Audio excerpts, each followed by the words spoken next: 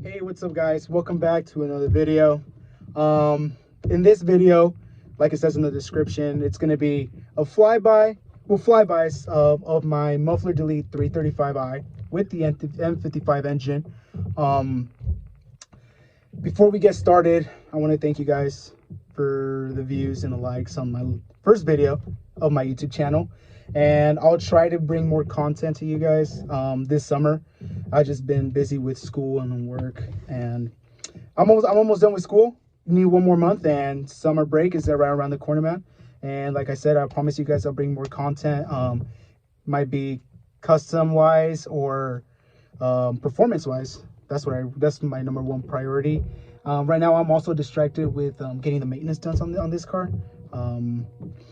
My car was leaking coolant, so I had to replace a whole new radiator and thermostat on that bitch. It was pretty bad, so I had to get that out of the way. But without further ado, guys, let's get into the video.